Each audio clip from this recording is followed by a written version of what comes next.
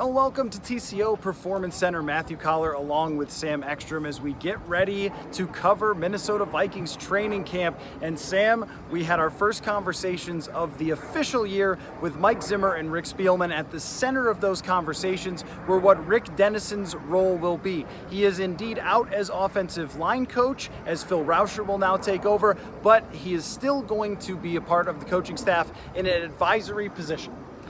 Yeah, I mean, this is, unfortunately, it's somewhat familiar territory. It's not nearly as jarring as when Tony Sperano tragically passed away in 2018, but it is like another offensive line switch, just kind of on the eve of camp. Phil Rauscher, though, has been with the organization for several years, and the team really, really likes him, likes his approach. Mike Zimmer said that they've coaxed him into staying for several times when he had the opportunity to leave. But it sounded like there was still respect between Dennison and the organization, and that he's going to hang around and give his input after 40 years of football coaching experience. The team valued that, and they'll still get his input virtually. So they've restructured. They brought in Ben Steele to be the assistant line coach. Phil Rauscher is the main guy. Dennison is the consultant. And I think the team seems pretty content with that. So we'll see what happens going forward. But Dennison takes a step back, and Rauscher gets a promotion. It also sounds like there was a lot of negotiating between Rick Dennison and his agent and the Minnesota Vikings to work out this deal, but Phil Rauscher will indeed take over, and now they have to coach an offensive line that is inexperienced, has not played together, and a note as part of what Mike Zimmer talked about, Christian Darrisaw is not going to start at 100%, which puts him behind Rashad Hill at the very beginning of training camp. Yeah, I thought that was maybe a little concerning because in the spring, he was still doing a little bit by the end of spring, and Mike Zimmer acknowledged that he was moving around pretty well. And I guess I never thought it was cause for alarm. And, you know, we've been through this before. Mike Zimmer did make a comment that sort of downplayed the nature of the injury, and we weren't led to believe it was anything serious at all. Now it looks like they might be slow playing him a bit, and I can respect that they're not going to put their rookie, potentially starting left tackle at risk, especially when he's coming off surgery.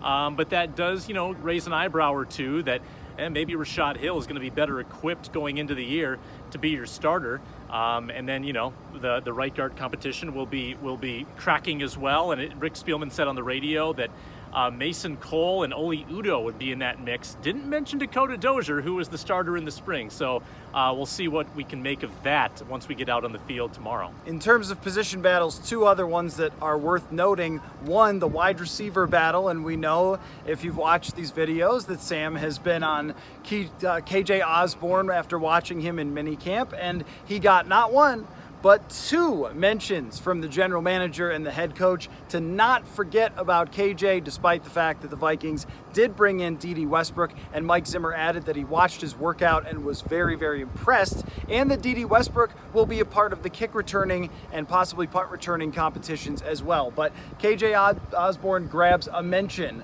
from both the coach and GM. The mentions just keep on coming. They're overflowing.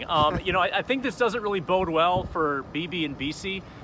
You know, Amir Smith-Marset even got a mention, and I didn't hear as much about Chad Beebe or Olabisi Johnson, who I think were, you know, we said this several times, pretty low bars to clear for somebody to step up and beat them out. Dede Westbrook now has by far the most history and track record of anyone in that receiver room to vie for that wide receiver 3 spot.